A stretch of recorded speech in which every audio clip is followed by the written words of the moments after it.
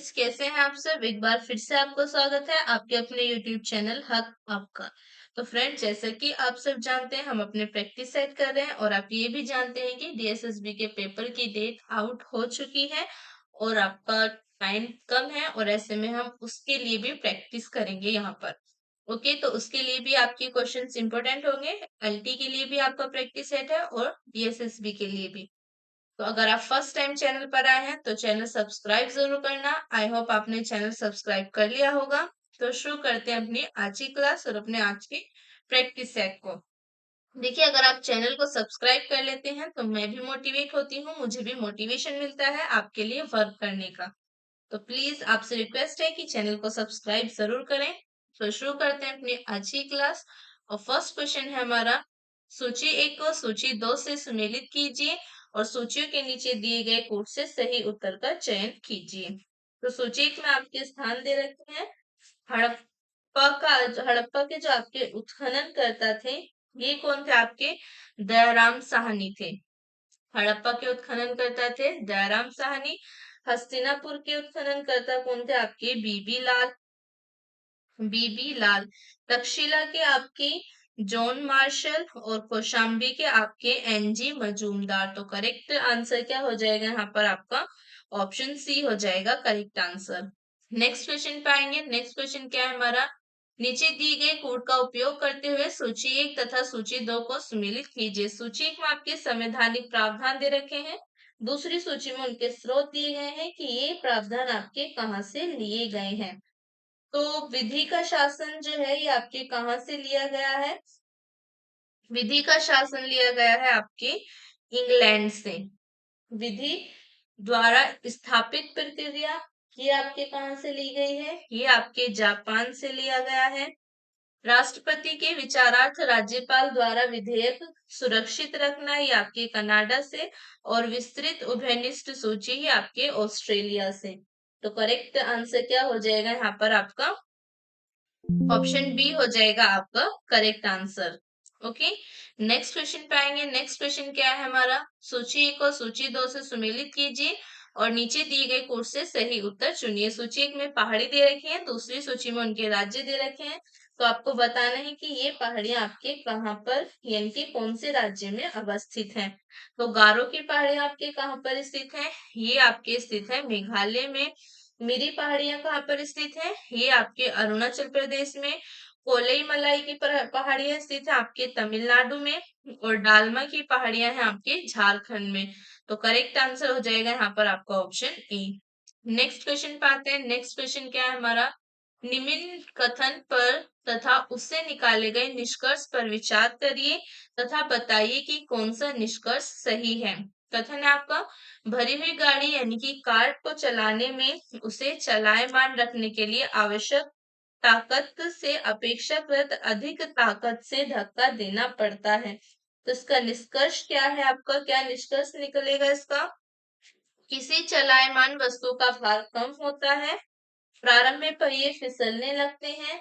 Next है आपका, एक बार गाड़ी चल पड़ने के बाद घर्षण कम होता है।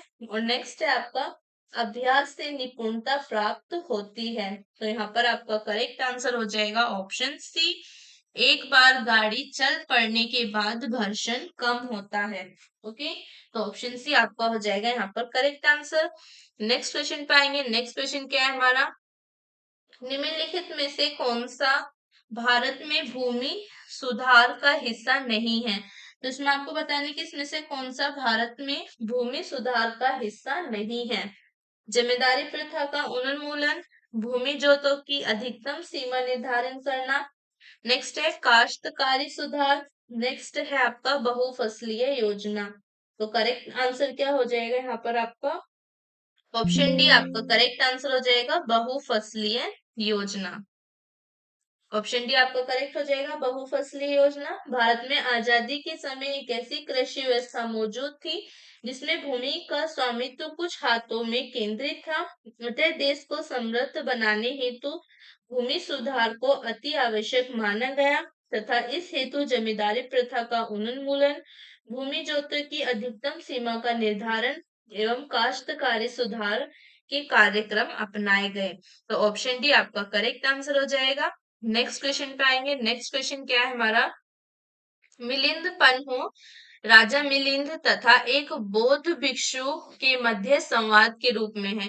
मिलिंद पन्हु जो पुस्तक है ये आपकी कैसी पुस्तक है, इसमें आपके राजा मिलिंद तथा एक बौद्ध भिक्षु है जो उनके बीच जो संवाद हुआ है उसके रूप में ये पुस्तक है। इस पुस्तक में उनका संवाद है।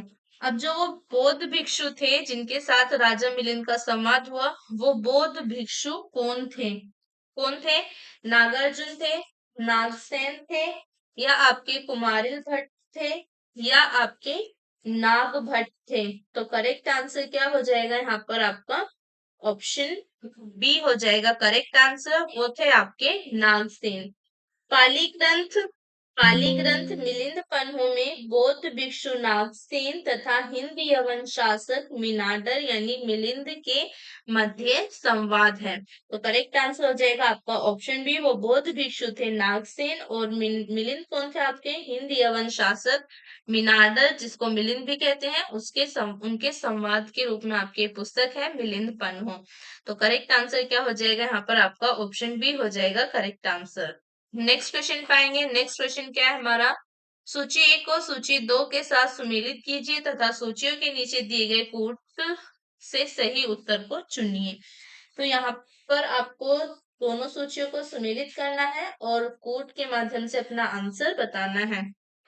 तो अनुच्छेद 324 में आता है आपके निर्वाचन आयोग, अनुच्छेद 315 के अंतर्गत आता है आपका लोक सेवा आयोग, अनुच्छेद 280 के तहत आता है आपका वित्त आयोग और अनुच्छेद 338 के तहत आपके राष्ट्रीय अनुसूचित जाति आयोग आता है।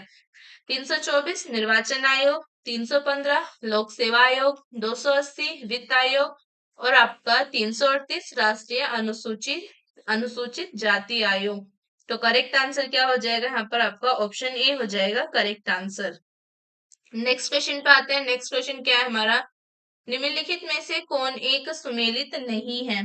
तो इसमें आपको बताने की इसमें से कौन सा एक सही सुमेलित नहीं है। नाथुला आपके अरुणाचल प्रदेश में है, लिपुलेख दर्रा उत्तराखंड में, रोहतांग दर्रा हिमाचल प्रदेश में और पालघाट आपके केरल में। तो करेक्ट आंसर हो जाएगा आपका ऑप्शन ए, ये आपका सही सुमेलित नहीं है क्योंकि नाथुला आपके अरुणाचल प्रदेश में नहीं है। नाथुला दर्रा कहाँ पर है? आपके सिक्किम में है। तो करेक्ट आंसर हो जाएगा आपका ऑप्शन ए। बाकी आपके सभी सही सुमेलित है। लिपुलेख आपके उत्तराखंड में है, रोहतांग दर्रा कहाँ पर है? आपके हिमाचल प्रदेश में है और पालघाट है आपके केरल में। तो करेक्ट आंसर हो जाएगा यहाँ पर आपका ऑप्शन ए, यही आपका सही सुमेलित नहीं था। नेक्स्ट क्वेश्चन पे आएंगे। नेक्स्ट क्वेश्चन क्या है हमारा, निम्नलिखित में से कौन सूखा यानी कि शुष्क बर्फ कहलाता है? तो कौन सा पदार्थ है आपका जो शुष्क बर्फ कहलाता है यानी कि सूखा बर्फ कहलाता है? तो क्या है आपका? निर्जलीय बर्फ है, नेक्स्ट आपका ठोस हाइड्रोजन पेरोक्साइड है, नेक्स्ट है आपका ठोस जल और नेक्स्ट है आपका ठोस कार्बन डाइऑक्साइड। तो करेक्ट आंसर क्या हो जाएगा यहाँ पर आपका? ऑप्शन डी हो जाएगा करेक्ट आंसर, ठोस कार्बन डाइऑक्साइड। ओके, ठोस कार्बन डाइऑक्साइड को शुष्क बर्फ या शुष्क हिम कहा जाता है। यह गर्म करने पर सीधे ही गैस में परिवर्तित हो जाता है। इसका उपयोग आइसक्रीम के निर्माण में तथा प्रभावकारी शीतलक के रूप में भी किया जाता है। तो ठोस यानी कि आपका सूखा शुष्क बर्फ किसे कहते हैं? ठोस कार्बन डाइऑक्साइड को कहते हैं। और जब हम इसको गर्म करते हैं यानी कि जब इसको गर्म किया जाता है तो ये डायरेक्ट आपकी सीधे गैस में परिवर्तित हो जाता है, ये डायरेक्टली आपके गैस में कन्वर्ट हो जाता है और इसका उपयोग आइसक्रीम के निर्माण में तथा प्रभावकारी शीतलक के रूप में किया जाता है। तो करेक्ट आंसर हो जाएगा यहाँ पर आपका ऑप्शन डी, ठोस कार्बन डाइऑक्साइड। नेक्स्ट क्वेश्चन पे आएंगे। नेक्स्ट क्वेश्चन क्या है हमारा, नेक्स्ट क्वेश्चन है कृषि श्रमिक सामाजिक सुरक्षा योजना उपलब्ध कराती है। कृषि सामाजिक सुरक्षा योजना क्या उपलब्ध कराती है? ग्राम स्तर पर अधिक गुणवत्ता युक्त जीवन, नेक्स्ट है हमारा ग्राम स्तर पर अधिक गुणवत्ता युक्त जीवन, नेक्स्ट है अतिरिक्त मजदूरी रोजगार, नेक्स्ट है आपका पेंशन बीमा लाभ नेक्स्ट है उसके बाद अनुदानित आवासीय सुविधाएं। तो करेक्ट आंसर क्या हो जाएगा यहाँ पर आपका? करेक्ट आंसर हो जाएगा आपका ऑप्शन सी। आपका करेक्ट आंसर हो जाएगा ऑप्शन सी, पेंशन तथा बीमा लाभ। ओके, ऑप्शन सी आपका करेक्ट आंसर हो जाएगा, पेंशन तथा बीमा लाभ। कृषि श्रमिक सामाजिक सुरक्षा योजना को 1 जुलाई सन 2001 से प्रारंभ किया गया था। कृषि श्रमिक सामाजिक सुरक्षा योजना जो है, इसको प्रारंभ कब किया गया आपकी? इसको प्रारंभ किया गया था 1 जुलाई सन 2001 से। 1 जुलाई सन 2001 से इसको प्रारंभ किया गया था। यह योजना जीवन बीमा, सुरक्षा, एकमुश्त जीवन लाभ तथा कृषि मजदूरों को पेंशन लाभ उपलब्ध कराती है। तो करेक्ट आंसर हो जाएगा यहाँ पर आपका ऑप्शन सी, पेंशन तथा बीमा लाभ ये उपलब्ध कराती है। नेक्स्ट क्वेश्चन पे आते हैं। नेक्स्ट क्वेश्चन क्या है हमारा? नेक्स्ट क्वेश्चन है, निम्नलिखित ग्रंथों पर विचार कीजिए और उनको कालक्रम अनुसार व्यवस्थित कीजिए। तो ये आपको कुछ ग्रंथ दे रखे हैं, इनको इनके काल क्रम में आपको लगाना है। तो कौन कौन से ग्रंथ आपको दिए गए हैं यहाँ पर? फतवा जहादारी है, पृथ्वीराज रासो, नेक्स्ट आपका किताबुल हिंद, नेक्स्ट है आपका तबाकत नासिरी। नीचे दिए गए कोड से सही उत्तर का चयन कीजिए। तो पहले आपकी आएगी किताबुल हिंद, उसके बाद आपकी पृथ्वीराज रासो, उसके बाद आपकी तबाकत नासिरी और सबसे लास्ट में आएगी आपकी फतवा जहांदारी। फतवा जहांदारी के लेखक कौन थे? फतवा जहांदारी के लेखक थे आपके जियाउद्दीन बर्नी। जियाउद्दीन बर्नी इसके लेखक हैं, जियाउद्दीन बर्नी लेखक हैं। पृथ्वीराज रासो के लेखक कौन है? पृथ्वीराज रासो के लेखक है आपके चंदर बरदाई। ओके, पृथ्वीराज रासो के लेखक चंदर बरदाई थे। किताबुल हिंद की रचना किसके द्वारा हुई? किताबुल हिंद की रचना की गई आपके किसके द्वारा? अल बरूनी ने की थी। अल बरूनी, किताबुल हिंद की रचना किसने की? अल बरूनी ने की थी। और नेक्स्ट है आपका तबाकत नासिरी। तबाकत नासिरी किसका? मिनहाज उस सिराज का ग्रंथ है। ये किसका ग्रंथ है आपके तबाकत नासिरी? मिनहाज उस सिराज, ये इनका ग्रंथ है, ये इसके लेखक हैं। ओके, जो उसने सुल्तान नासिरुद्दीन को समर्पित किया था। तो इनका सही क्रम क्या हो जाएगा? आपके किताबुल हिंद, पृथ्वीराज रासो, तबाकत नासिरी और आपके फतवा जहांदारी। तो करेक्ट आंसर क्या हो जाएगा यहाँ पर आपका? ऑप्शन कौन सा करेक्ट हो जाएगा आपका? Option D. ऑप्शन डी आपका करेक्ट आंसर हो जाएगा। नेक्स्ट क्वेश्चन पाएंगे। नेक्स्ट क्वेश्चन क्या है हमारा? निम्नलिखित में से कौन एक गलत है? तो इसमें आपको बताना है कि इसमें से कौन सा एक आपका गलत है। मूल कर्तव्य मौलिक अधिकारों का हिस्सा है। नेक्स्ट है आपका मूल कर्तव्य मौलिक अधिकारों का भाग नहीं है। नेक्स्ट है आपका भारतीय संविधान के भाग 4 में मौलिक कर्तव्य गिनाए गए हैं। नेक्स्ट आता है आपका अनुच्छेद 51 प्रत्येक भारतीय नागरिक के मौलिक कर्तव्यों की व्याख्या करता है। तो करेक्ट हो जाएगा आपको ऑप्शन ए, यही आपका सही नहीं है। 42वें संविधान संशोधन 1976 द्वारा भारतीय संविधान में एक नया भाग 4 अनुच्छेद 51 जोड़कर मूल कर्तव्यों को समायोजित किया गया। ये मौलिक अधिकारों का हिस्सा नहीं है। तो मूल कर्तव्य जो है ये मौलिक अधिकारों का हिस्सा नहीं है। इनको 42वें संशोधन 1976 द्वारा संविधान में जोड़ा गया। 1976 द्वारा संविधान में आपके भाग 4 में अनुच्छेद 51 जोड़कर इनको संविधान में जोड़ा गया, जोड़कर मूल कर्तव्य को समायोजित किया गया। ये मौलिक अधिकारों का हिस्सा नहीं है। मौलिक अधिकार जो है ये आपके भाग 3 में आते हैं। मौलिक अधिकार भाग 3 में अनुच्छेद 12 से 35 तक। तो करेक्ट आंसर हो जाएगा आपको ऑप्शन ए। नेक्स्ट क्वेश्चन पे आते हैं। नेक्स्ट क्वेश्चन क्या है हमारा? मैकोंग नदी के संदर्भ में निम्नलिखित में से कौन सा कथन आपका सही है? तो मैकोंग नदी के संबंध में आपको बताना है कि कौन सा कथन आपका सही है। मैकोंग का उद्गम तिब्बत के पठार से है। नेक्स्ट आपका मैकोंग का डेल्टा दक्षिण कंबोडिया में स्थित है। तो यहाँ पर आपका जो सही है वो है आपका पहला कथन, मैकोंग का उद्गम तिब्बत के पठार से है। दूसरा आपका गलत है, तो करेक्ट आंसर हो जाएगा आपका ऑप्शन ए। मैकोंग तटीय डेल्टा दक्षिणी पश्चिम वियतनाम में स्थित है। कहाँ पर है आपके?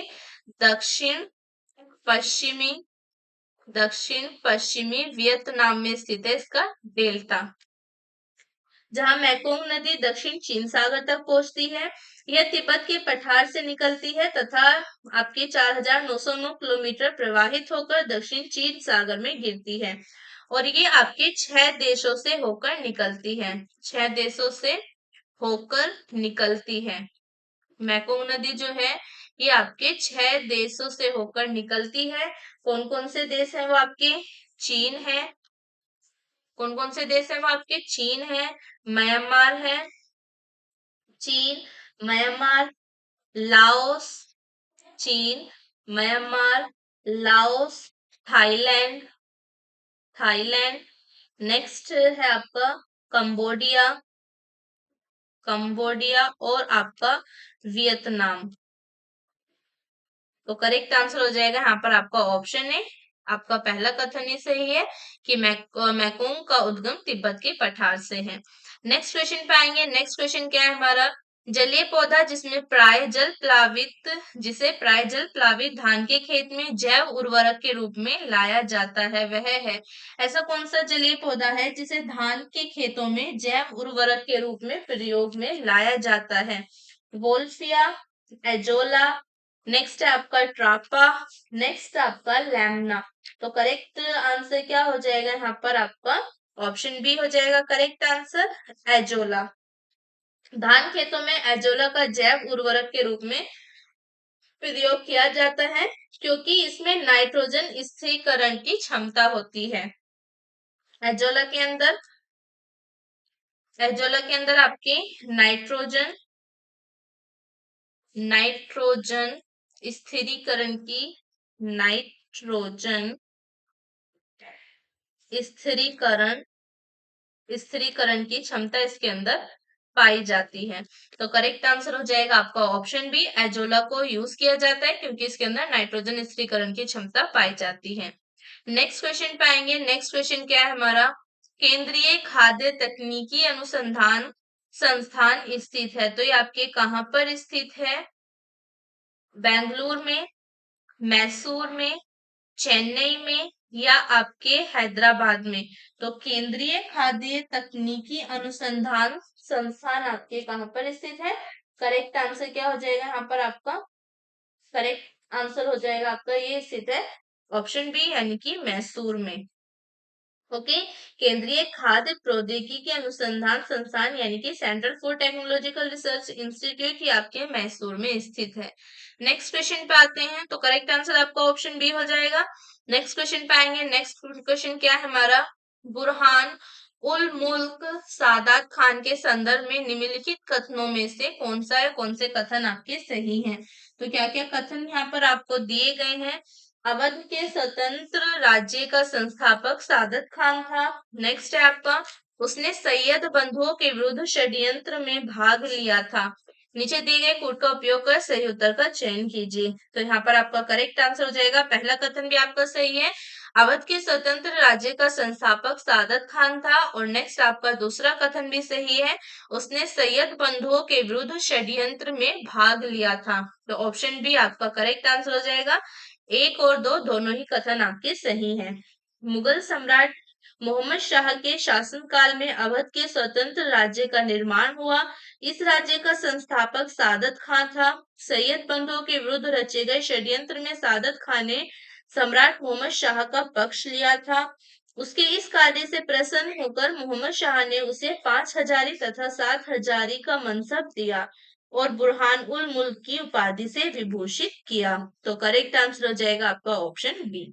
नेक्स्ट क्वेश्चन पे आएंगे। नेक्स्ट क्वेश्चन क्या है हमारा? तो नेक्स्ट क्वेश्चन है, उपराष्ट्रपति के संबंध में निम्न कथनों में से कौन सही नहीं है? तो उपराष्ट्रपति के संबंध में आपको बताना है कि कौन सा कथन आपका सही नहीं है। उपराष्ट्रपति बनने के लिए व्यक्ति के पास जनता के सदन के सदस्य निर्वाचित होने की योग्यता है। किसी राज्य की विधायिका का सदस्य इस पद के लिए उम्मीदवार हो सकता है। उपराष्ट्रपति के पद का कार्यकाल उतना ही होता है जितना कि राष्ट्रपति का। उसको एक औपचारिक महाभियोग द्वारा पद से हटाया जा सकता है। नीचे दिए गए कोटों में से सही उत्तर का चयन कीजिए। करेक्ट आंसर क्या हो जाएगा यहाँ पर आपका? पहला कथन भी सही है। उपराष्ट्रपति बनने के लिए व्यक्ति के पास जनता के सदन के सदस्य निर्वाचित होने की योग्यता है। और नेक्स्ट आपका फोर्थ भी सही है, उसको एक औपचारिक महाभियोग द्वारा पद से हटाया जा सकता है। तो करेक्ट आंसर हो जाएगा यहाँ पर आपका ऑप्शन सी। उपराष्ट्रपति बनने के लिए आवश्यक है कि व्यक्ति के पास राज्यसभा का सदस्य निर्वाचित होने की योग्यता हो। नेक्स्ट है आपका, इसलिए आपका कथन एक गलत है।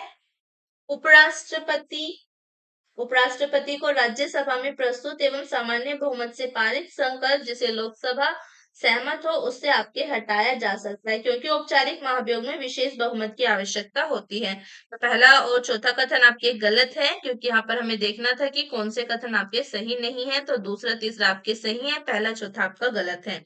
तो करेक्ट आंसर हो जाएगा ऑप्शन सी। नेक्स्ट क्वेश्चन पे आएंगे। नेक्स्ट क्वेश्चन क्या है हमारा? निम्नलिखित में से कौन सा युग्म सही सुमेलित नहीं है? तो इसमें आपको बताने की इसमें से कौन सा युग्म आपका सही सुमेलित नहीं है। तो फोन आपके आल्प्स पर्वत से संबंधित है। बोरा आपके किससे संबंधित है? बोरा आपके संबंधित है पोलैंड से। नेक्स्ट है आपका मिस्टर राइन घाटी से। नेक्स्ट है आपका खमसिन आपके मिस्र से। तो करेक्ट आंसर क्या हो जाएगा यहाँ पर आपका? कौन सही सुमेलित नहीं है, वो है आपका ऑप्शन बी। पोरा एक शुष्क ठंडी एवं तीव्र गति से चलने वाली पवन है जो एड्रियाटिक सागर के पूर्वी तट पर चलती है। इटली का उत्तरी भाग इससे विशेष रूप से प्रभावित होता है। तो यहाँ पर आपका उत्तरी इटली आएगा, उत्तरी इटली, ना कि आपका पोलैंड। ओके, तो करेक्ट आंसर हो जाएगा आपका ऑप्शन बी। यही आपका सही सुमेलित नहीं है, बाकी आपके सभी सही सुमेलित हैं, क्योंकि बोरा क्या है?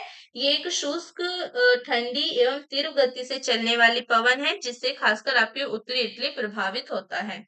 नेक्स्ट क्वेश्चन पे आएंगे। नेक्स्ट क्वेश्चन क्या है हमारा? लोहे की कील पारे पर क्यों तैरती है जबकि वह पानी में डूब जाती है? लोहे की कील जो होती है वो पारे पर क्यों तैरती है जबकि वो पानी में डूब जाती है?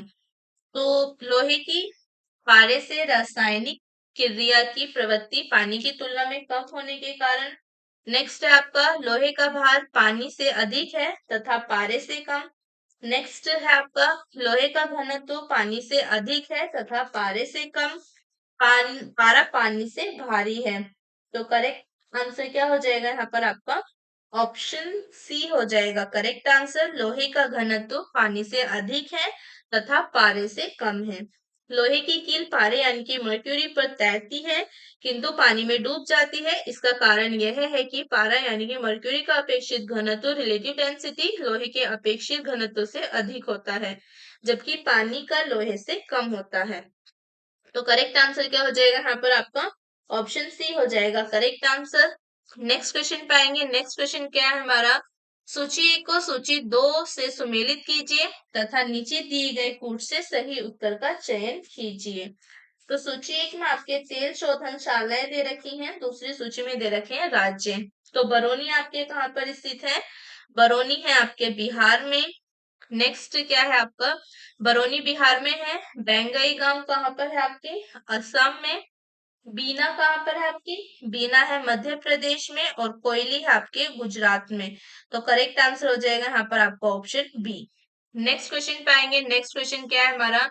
निम्न को कालानुक्रम में लगाइए तथा नीचे दिए गए कूट से सही उत्तर का चयन कीजिए। तो क्या क्या घटनाएं यहाँ पर आपको दी गई है जिनको उनके कालक्रम में आपको लगाना है? तो आपको दे रखा है दांडी मार्च। नेक्स्ट आपको दे रखा है जलियांवाला बाग नरसंहार। उसके बाद है आपका भारत छोड़ो आंदोलन और स्वदेशी आंदोलन।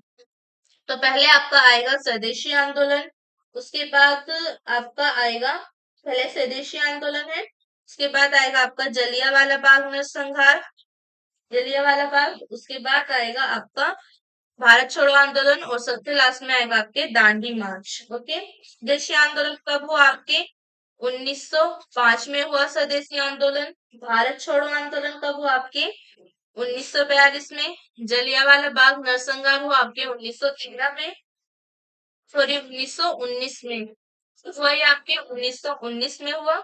और दांडी मार्च कब हुआ आपके, दांडी मार्च हुआ 1930 में। तो करेक्ट आंसर क्या हो जाएगा यहाँ पर आपका, ऑप्शन डी हो जाएगा करेक्ट आंसर। नेक्स्ट क्वेश्चन पे आते हैं। नेक्स्ट क्वेश्चन क्या है हमारा, भारत सरकार के प्रमुख विधि परामर्शदाता हैं। भारत सरकार के प्रमुख विधि परामर्शदाता कौन है।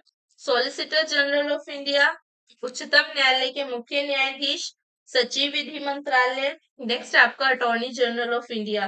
तो करेक्ट आंसर हो जाएगा आपका option D, attorney general of India. Bharat सरकार का मुख्य विधि परामर्शदाता अटॉर्नी जनरल ऑफ इंडिया होता है और अनुच्छेद 73 के अनुसार महान्यायवादी को अपने कर्तव्य पालन में भारत के राज्य क्षेत्र में सभी न्यायालयों में सुनवाई का अधिकार होता है। तो करेक्ट आंसर हो जाएगा यहाँ पर आपका ऑप्शन डी, भारत सरकार के मुख्य विधि परामर्शदाता हैं attorney general of India. Next question पे आएंगे। नेक्स्ट क्वेश्चन क्या है हमारा, धान का टुंगरो विषाणु प्रसारित होता है।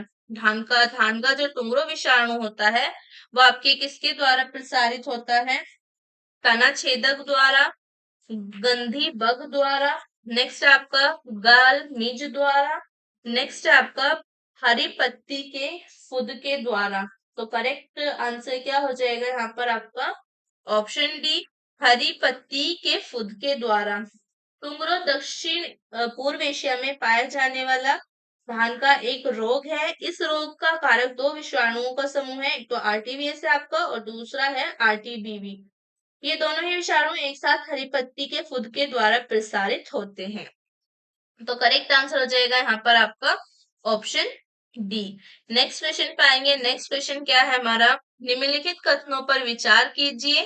तो क्या क्या कथन दे रखे हैं आपको, कोयला पेट्रोलियम तथा प्राकृतिक गैस जीवाश्म ईंधन है। नेक्स्ट है आपका गैसोल बेंजीन तथा अल्कोहल का मिश्रण है।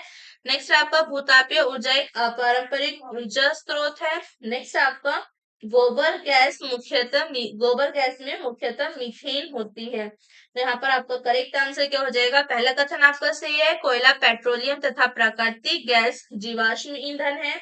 नेक्स्ट आपका तीसरा कथन सही है, भूतापीय ऊर्जा एक अपारंपरिक ऊर्जा स्रोत है। और नेक्स्ट आपका फोर्थ भी सही है, गोबर गैस में मुख्यतः मीथेन होती है। तो करेक्ट आंसर क्या हो जाएगा यहाँ पर आपका ऑप्शन डी हो जाएगा करेक्ट आंसर।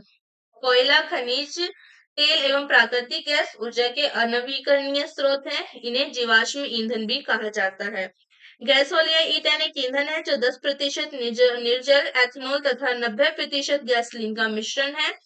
करेक्ट आंसर यहाँ पर आपका ऑप्शन डी हो जाएगा। नेक्स्ट क्वेश्चन पाएंगे। नेक्स्ट क्वेश्चन क्या है हमारा, निम्न में से कौन अब भारत में तेल की कीमतों का निर्धारण करता है। तो भारत में अब आपके तेल की कीमतों का निर्धारण कौन करता है, वित्त मंत्रालय, नेक्स्ट है आपका संबंधित राज्य सरकार, नेक्स्ट आपका पेट्रोलियम मंत्रालय और नेक्स्ट आपका तेल कंपनियां। तो करेक्ट आंसर हो जाएगा यहाँ पर आपको ऑप्शन डी, तेल कंपनियां। भारत में पेट्रोल डीजल जैसे तेल सरकारी नियंत्रण मुक्त पदार्थ यानी कि डिरेगुलेटेड कमोडिटीज है, जिनकी कीमतें तेल कंपनियां निर्धारित करती हैं। तो ऑप्शन डी आपका करेक्ट आंसर हो जाएगा। नेक्स्ट क्वेश्चन पाएंगे। नेक्स्ट क्वेश्चन क्या है हमारा, ईवी रामस्वामी नायकर के संदर्भ में निम्नलिखित में से कौन सा या कौन से कथन आपके सही है। तो आपको बताना है कि कौन कौन से कथन आपके सही है इनके संदर्भ में।